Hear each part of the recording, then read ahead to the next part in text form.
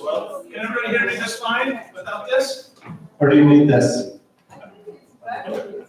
Yeah, this is too much, right? So, I'll speak loud. Welcome to the Arts Council of Princeton. We're so very happy to see you all here today. We're very excited about this new partnership that we've just started with the PAC. Again, my name is Adam Welch. I'm the executive director here, and we've done this series for about 2 years. It's called the Art of Series, and it's designed to bring more people, more variety of experiences, artistic experiences. And so we've done all sorts of things, like downstairs, there's the Art of Matahara, which is a porcelain manufacturing company. And then we've done the Art of Coffee. Some of my personal favorites is the Art of Whiskey and the Art of Beer we've done. We've done Art of Margarita and Tacos, so all kinds of different experiences to bring in new audiences and to expand all of our ideas about what art can be. So when David reached out to me about the PAC, we talked about all kinds of various things that we might be able to do with this new community. And so as it turns out, I hadn't heard of that what he referred to as the handpan, what we're calling the art of harmony and steel. And so it's a new experience for me, and I'm very excited. And as will be discussed, there are also healing properties associated with this. And we have, in Mercer County, a bunch of organizations have come together to designate November as Art and Health Month. And the mayor of Princeton just designated November Art and Health Month.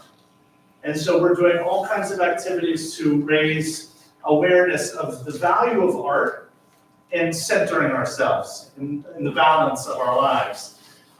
So without further ado, you're not here to listen to me, but I want to introduce my new friend, David Wu, who you all know, and he's going to introduce the program. Do you need the microphone? No, I don't.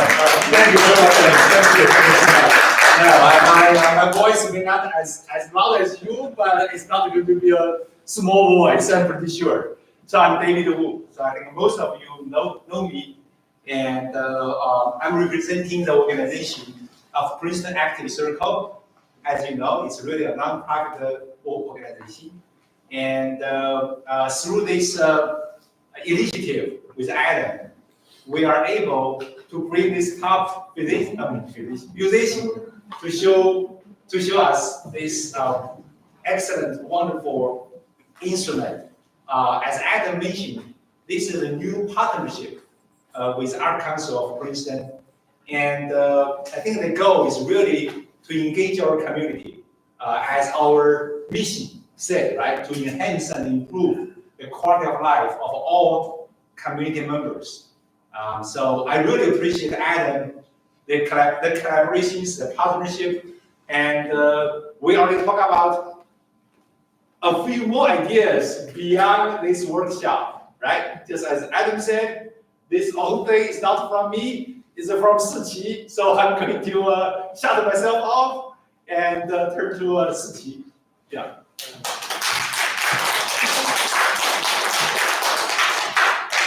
Oh, so it's actually, because Shiqi is from the, they call the North American Chinese Musician Association, something like that. It's another, like a non-profit organization. So we actually have fortunate to have Nila here to speak a few words. Yeah.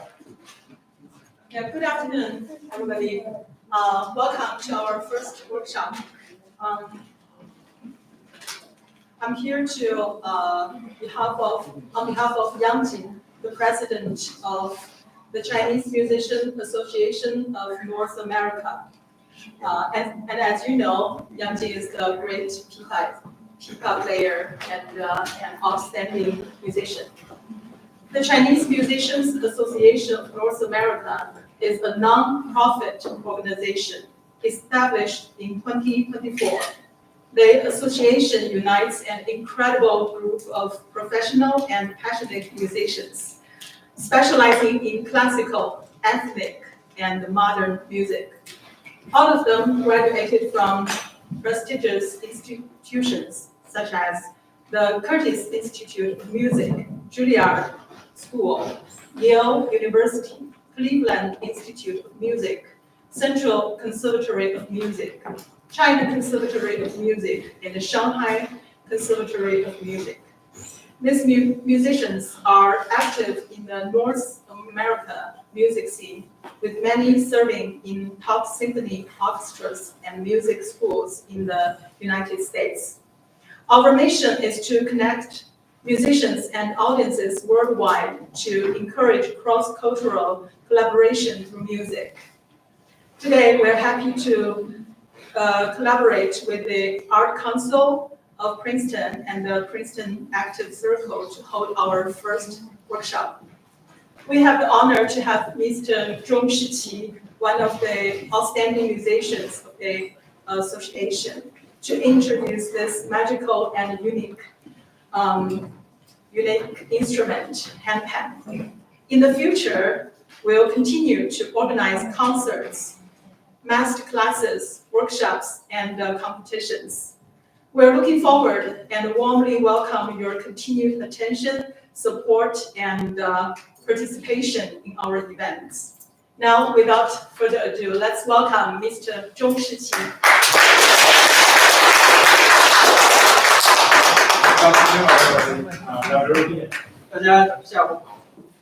First, I want to thank you, audience. Thank you, everybody. Thank you, the Princeton Art Council, and thank you, Yang for the Chinese American Music Association for having me introduce this very innovative percussion instrument. So first, let me introduce myself. Myself is a percussionist.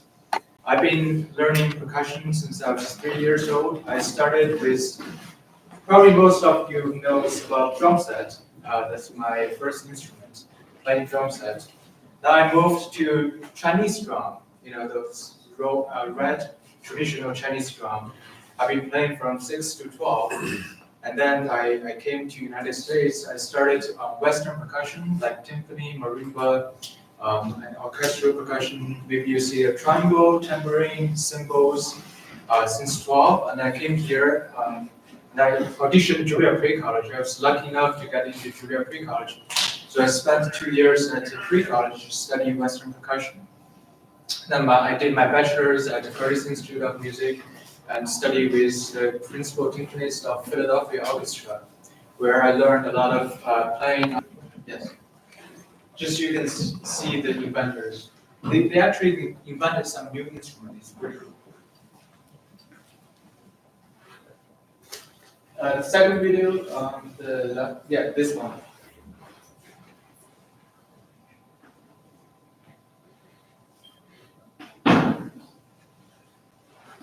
I think the sound is off. Yeah.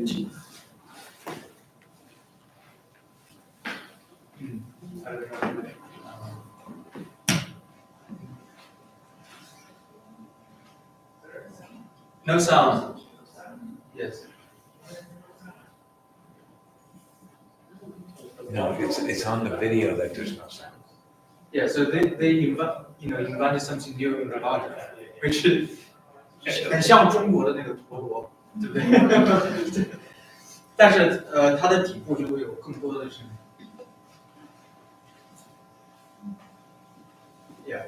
Well, everybody, you can go check out. If you search Pan Art, you can. There's a bunch of videos, and he talking himself, invented this instrument. So when this instrument first invented in Switzerland, it was called Hang, H-A-N-G, Hang, which in Switzerland is called hand. Can we put this into full screen? Just the PPT into PowerPoint into full screen? Yes. So he definitely copyrighted that term. So Hang is now only belongs to company Pan Art. So we are not allowed to call it Hang. So right now we call it Handpan, or there's another term called Pantan, which the pan was referring to the steel drum, steel pan, and the tan referred to the Indian clay drum, god pan, pantan, or handpan. Okay. So today I'm going to talk about a D minor handpan, which is normally for a lot of people when they first started, this started on D minor handpan. And guess why? Because the first draft of Pan Art was made on D minor handpan. So the majority of the manufacturers, when they started produce handpan, they first produced a D minor handpan, which at first was only 9 notes, but now we have more notes on the handpan now. But that's a lot of beginners and the first handpan players, they started on D minor, and they started producing music and write, instruction books or videos. They were majority, 90% was on D minor. So today I'm going to introduce a D minor pen. This is actually the one I played for you. It was an E minor pen, which I will talk about later. So the handpan scale. Does anybody knows what kalimba is? A thumb piano. You know? Yeah, a thumb piano. Yes. So when we try to construct a handpan, nothing is new. Everything is referred to something happened before. So when he came up with this idea, we play with our right hand and left hand. And kalimba, we play with right thumb, left thumb. And if you want to play a scale, it doesn't go like a piano, the re, mi, fa, sol, la, si. So we go to alternation. So right, left, right, left, right, left. So the scale goes from bottom, but it goes from right side, left side, right side, left side. So this way we can play a scale with alternating our hand. 1, 2, 3, 4, 5, 6, 7, 8, 9. And the center note is called ding. And this note is normally the tonic note of the scale. So this is the D minor pen, so this note is D.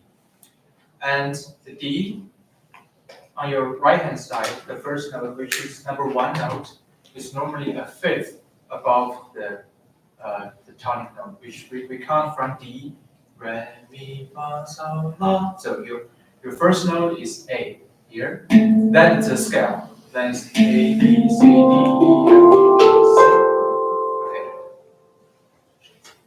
Okay. This is the handpan scale. And this is the note, as you can see.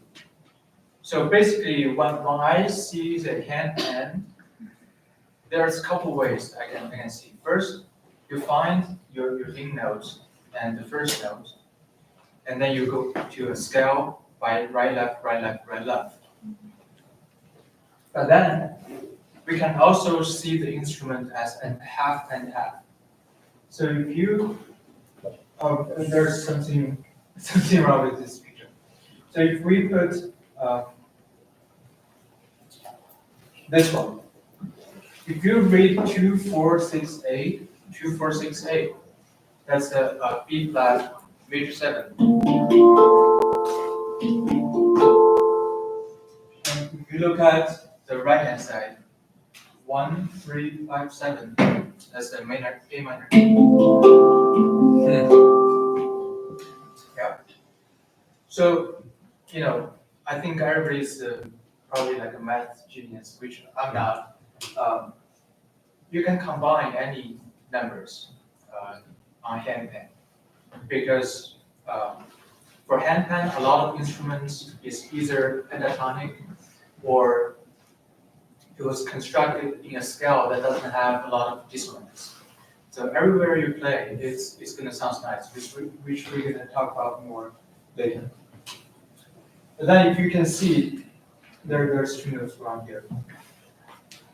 This around ding we call edge, which you can hear it's a very different sound.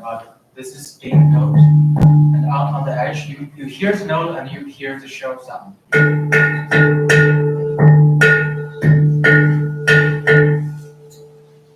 And then you have the shell area, which is here, which is just the steel sound.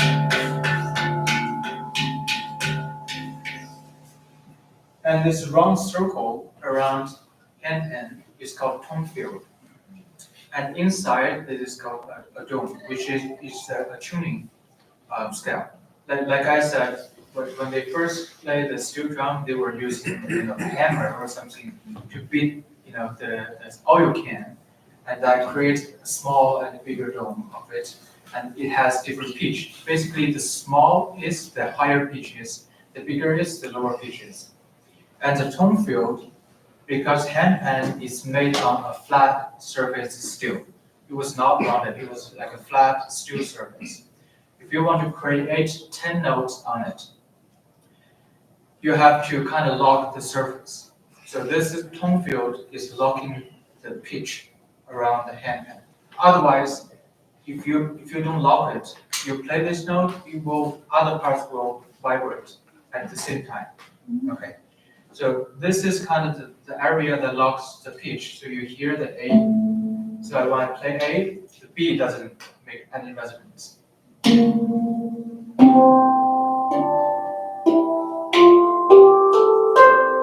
Okay. So based on that principles, let's talk about some general playing technique on handpan. So when we play handpan, we use basically our three strongest fingers. What are three? Okay, so thumb, first finger, second finger. We don't use much, but you're definitely welcome to use other fingers. But we don't normally recommend. So when we play handpan, the finger, everybody can try a little bit. So the finger should be, moving by itself. Just like how you play piano, you can move up and down. And then if we see this, if we put our hand on the handpan, if you only like piano, if you only move your finger up and down, it doesn't create much sound because the distance is very limited. Therefore, we have to use our wrist as well, along with the finger motion. So let's talk about the wrist. So if we put our palm facing to the floor, if you lift your wrist, normally you can lift around 90 degree. 90 degree. Okay. So this is very much enough for producing a very loud sound, a handpan. This instrument is actually very fragile. So it's not like a djembe or a hand drum. So you play very lightly. And this 90 degree, that's totally enough. So 90 degree away from the ding note, that's kind of, if you were talking about loud and soft, this is a very loud sound. 90 degree. And the less degree you go, if we go to 60, then you get a mezzo forte. It's like softer, you get it softer. So the idea is the wrist 90 degree angle along with finger motion created a soft, loud sound out of the hand. Okay. And then this is hard. You have to be able to move your wrist, but then with your finger motion.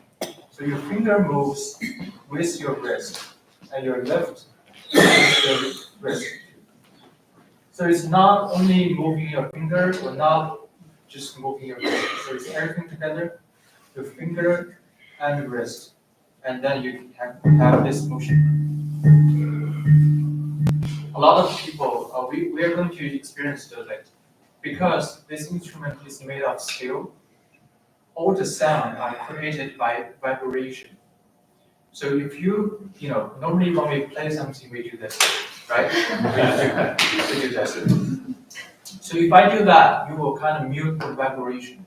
So if I do that, that's how it sounds. Okay. So this is important. It's after we strike, you have to lift, you have to release. You can think this way, you have to pull the sound out of the handpan.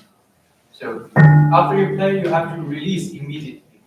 If you rest, only is like 0.1 second, you will mute the sound. So you have to lift, which I call it an ABA stroke, a full stroke. What is full stroke? So if this is A, handpan is B. If we play A to B, this is called a downstroke. That will mute the sound. Okay. So we have to go back. A, B, A. So you start and you finish where you started. And B is the contact. You contact the handpan. So you have a full stroke. down and up.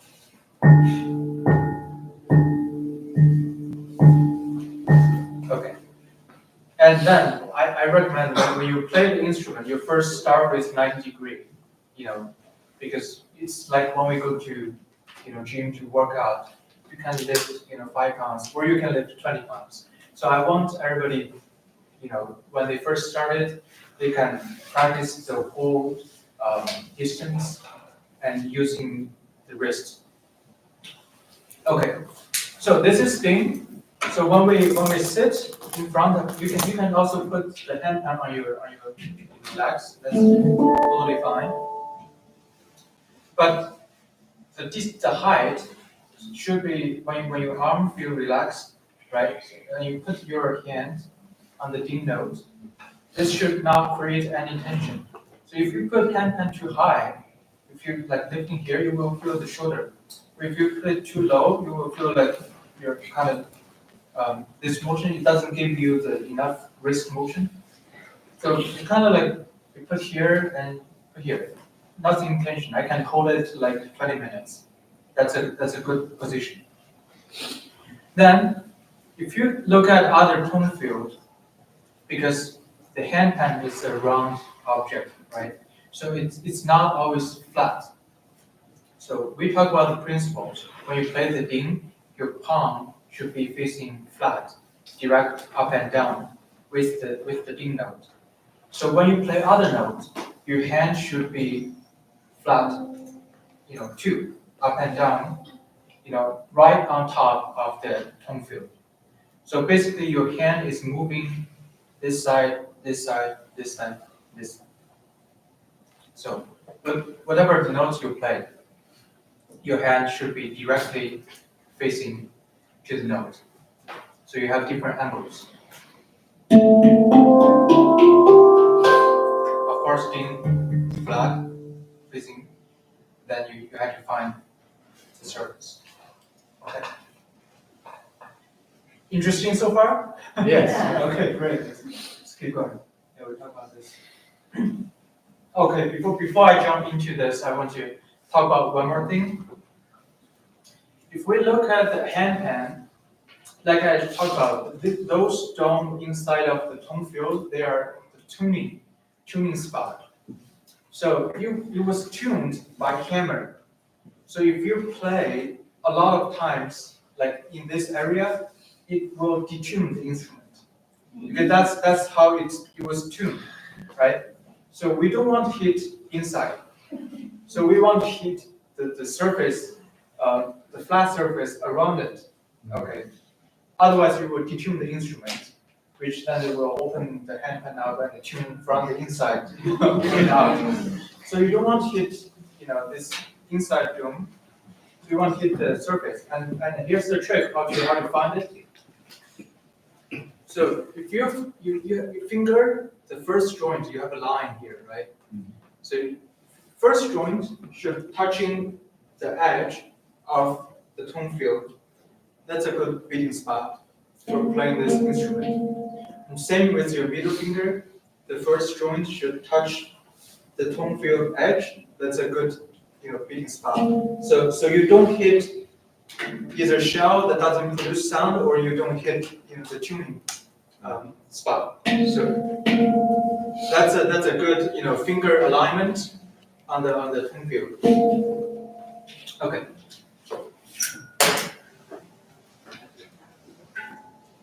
So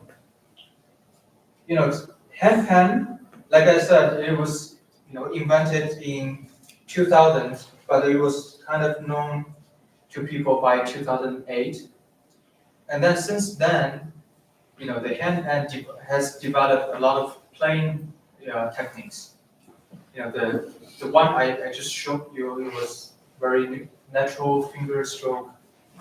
But then we have a lot of extended techniques, which I'm going to show you a little bit. The first one is called, if you look at the edge, I already showed you is here. When we play the edge, so you have a different content.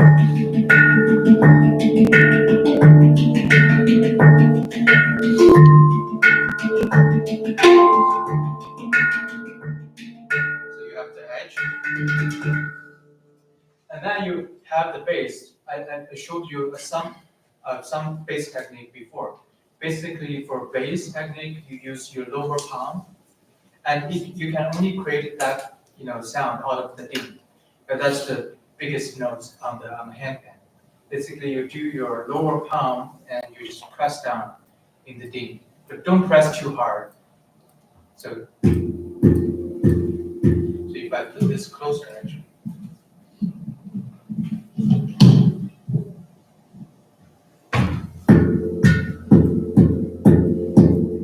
And then we can play some beat along with the bass note. So this is like a drum set, kick drum. Okay, so you can play rhythms. Then you can play.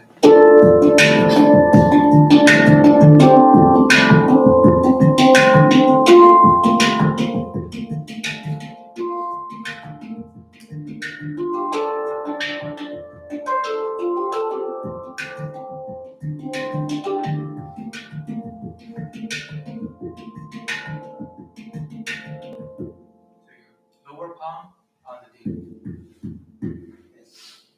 So we can create like a bass groove, like a kick drum. And the second one is a slap technique. We can't just like how you slap someone's face. Slap. But normally I use these 3 fingers. Slap. That's enough. And you play on the shell area. So you hear a lot of the shell sound. You can also play on the edge.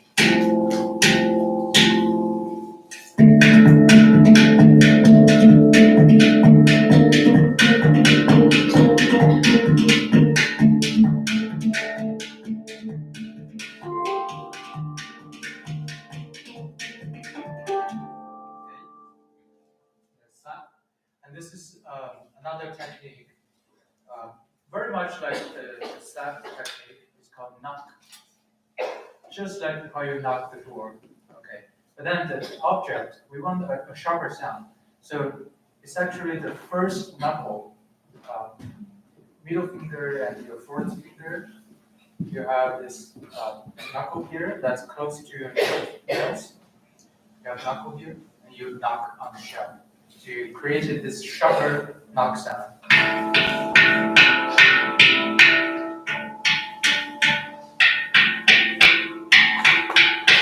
So you can play.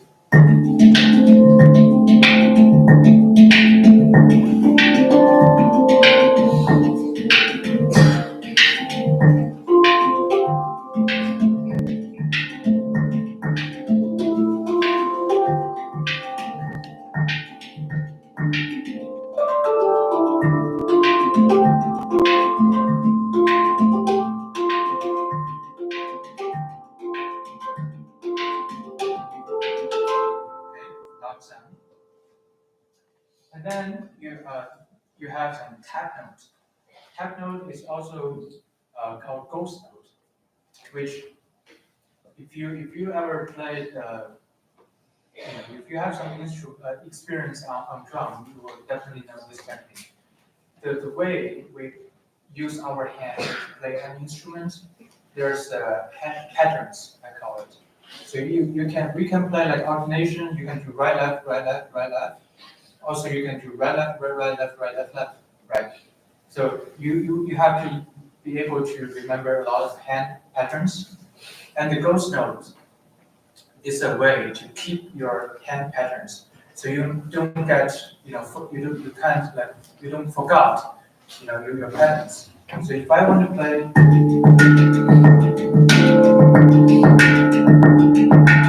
This is my hand pattern, but I don't want to hear any shell sound, but I want to keep my hand pattern. I use this ghost note, which I'm just going to gently tap the note and point out the note you want to show. Without ghost note, sounds like. With ghost note, just tap. But this allows my hand to flow because I'm playing the one pattern again and again. If you move to other notes, you will hear it different. Without those notes, sounds like with those notes.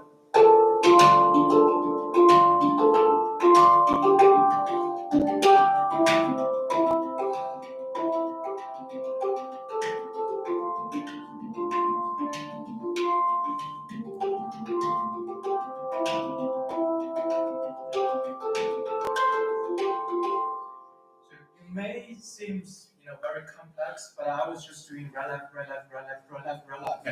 But I only played the notes I want you to hear. But I keep that hand pattern. So those notes really allows me to do that. And then the last is called harmonics. It's like same. Anybody play violin here? No. So if you play string instrument, there's a lot of harmonics you can produce. And same on handpan, you can produce harmonics. Normally, for each note, you will have a fifth harmonic, or you have an octave above eighth notes. Depends on different handpan, but in general, that's how handpan is tuned. So if you hear this is the D note. If I put my fingers on the left, either left side or right side, you hear it's higher, right? An octave above.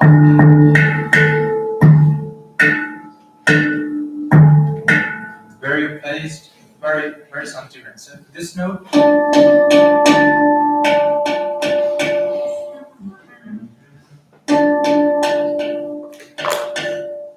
And then for the D note, if you press down enough, it sounds like a Chinese opera drum. There's a bending pitch. So this is the note. If I press down, you hear? You can bend the pitch. So in music, let me show you that.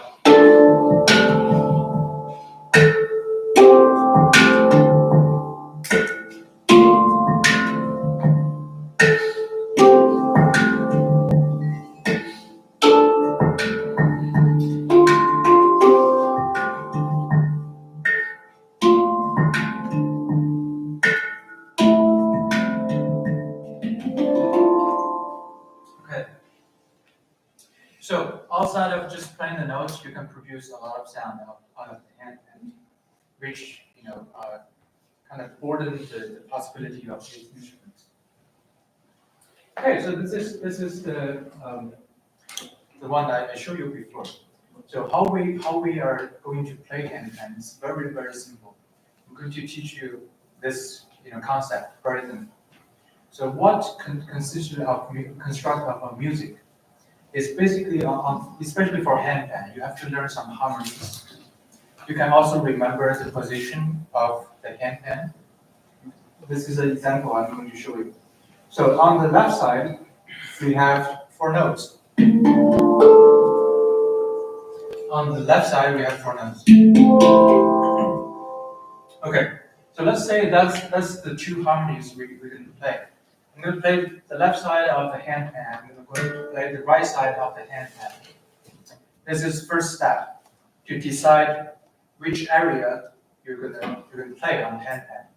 Second step, choosing a hand pattern. So if I'm going to say, I'm going to do right left, right left, right left, alternate my hand on the left side of the hand, right left, right left. If I'm going to play, okay, so this is right left, and this is the area I choose, right? So you can play either any order you want.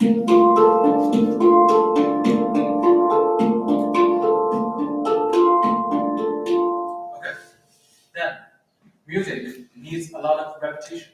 So let's decide. We're going to play 4 times on the left side. We're going to play 4 times on the right hand side. You see that it's music.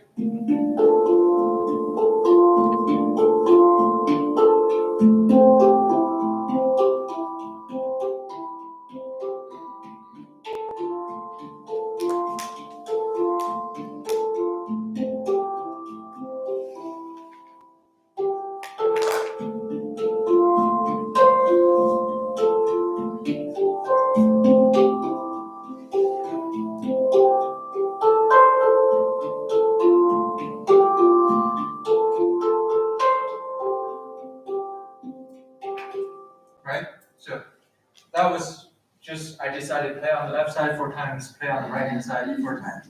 But then I added some melody. So the music, you need a melody to lead your audiences where you are going to go. And that can be achieved very easily. So what I did was I choose right, left, right, left, right, left, right, left. So my pattern was 1, 2, 3, 4, right? So I just changed every time I play 3, I play something else. So if I don't change, do it here. 1, 2, 3, 4, 1, 2, 3, 4, 1, 2, 3, 4, 1, 2, 3, 4, 1, 2, 3, 4, 1, 2, 3, 4, 1, 2, 4, 1, 2, 3, 4. And now we are going to switch. So we're going to change every time, play something else, play a different note on 3. This is you will hear. 1, 2.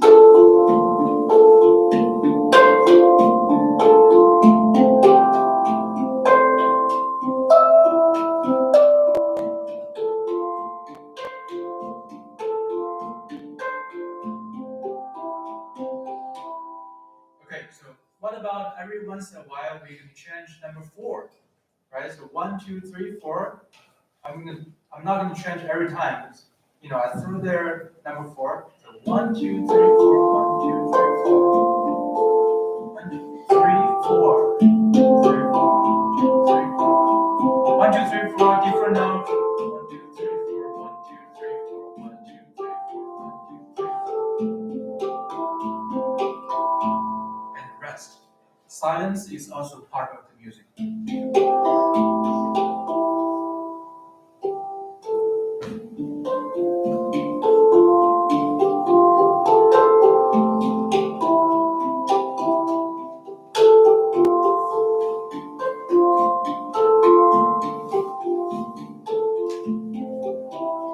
Use some extended technique. Yeah.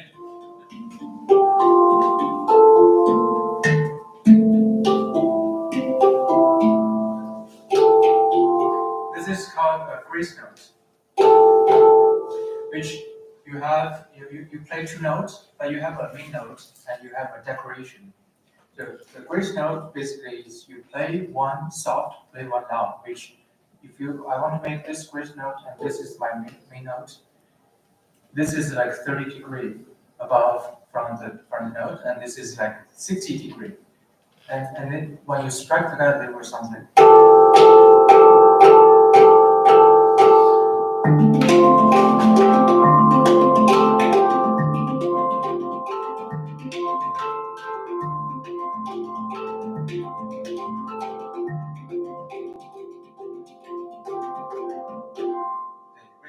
More decorations to the melody. All right, so I've been, asking a lot of this. I did many workshops, and every time I finish, people are, asking these questions. How you learn the handpan? So I gave you all the answers already. So first, you need to find a handpan, and then you have to learn the chord progressions on the handpan. So you have to learn either, this can be a D minor chord, and this is the C minor chord. This is the theory part of the instrument. So you have to learn the harmony. It's like you play guitar. Okay, you learn all the chords, and then you have to learn some hand patterns. Either right, left, or right, left, left, or combined with, some extended techniques and now. And then you practice. You put them into practice. Very simple. That's it. That's how you learn handpan. It's very simple. But here the thing is, the handpan. You need some instructions to really know the instruments. Getting to know, you need a lot of repertoires. And the problem of this instrument, because it's very easy, many people just take it as a free spirit instrument, and they were taking this instrument and they were kind of doing improvisations on the street. So not many music was composed for this instrument. And this is what I'm doing right now. So I'm studying my doctorate degree at NYU right now, and my research topic is actually on this instrument.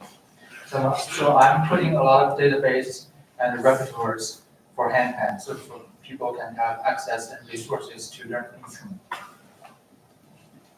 And if you want to reach out to me, you can take a photo here. And any questions, you can ask me. So I think what time is it right now? 5:10. 5:10. Okay. So we have about 20 minutes. So I brought some pens here, and everybody can come up and to play and try a little bit. And then I'm here, and if you have any questions, you can feel free to ask me. Thank you.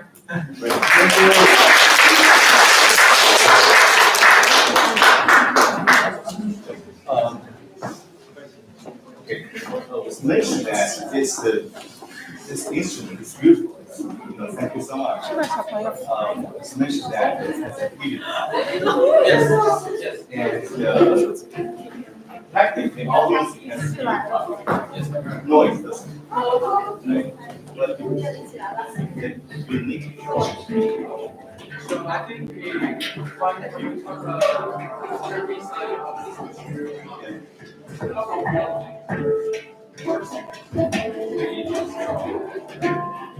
the sound you hear is either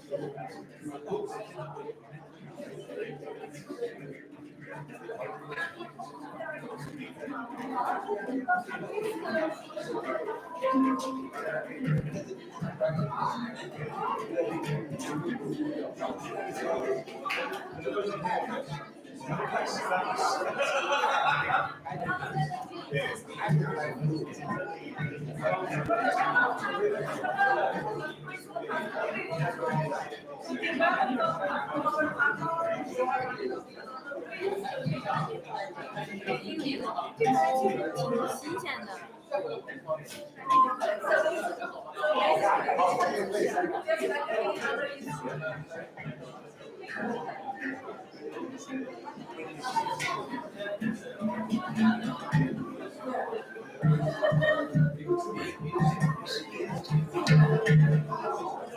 怎么样？会玩吗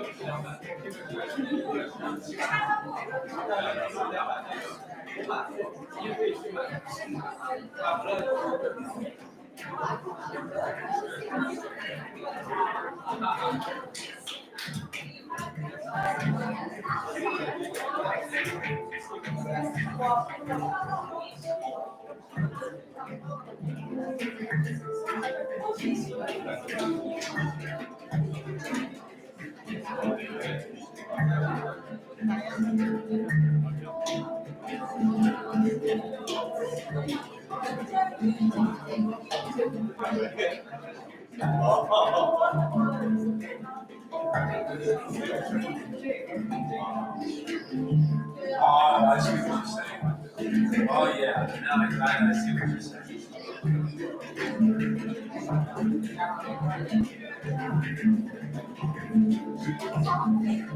How much do these go?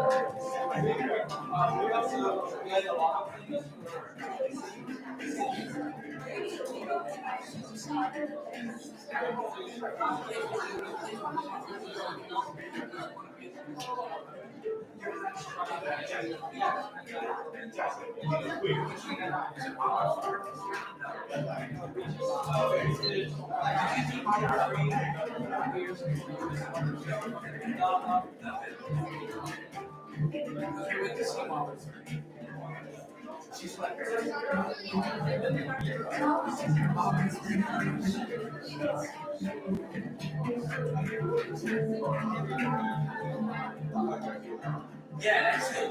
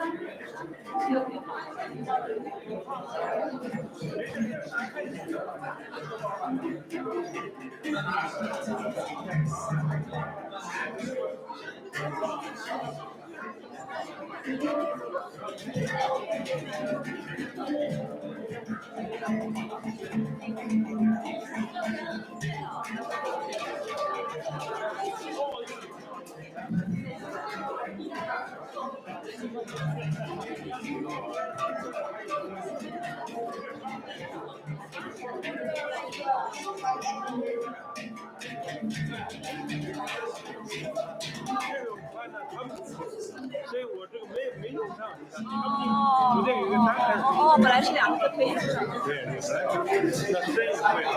这个应该是标准件呀，怎么会？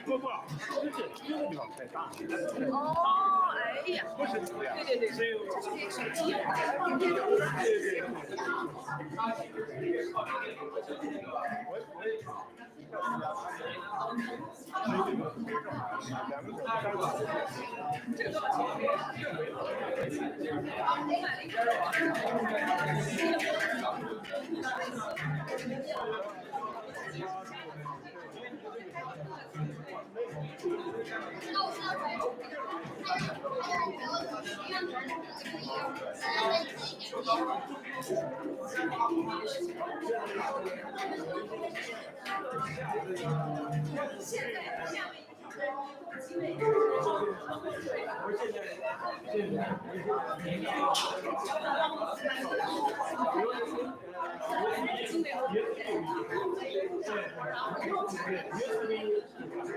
这个多少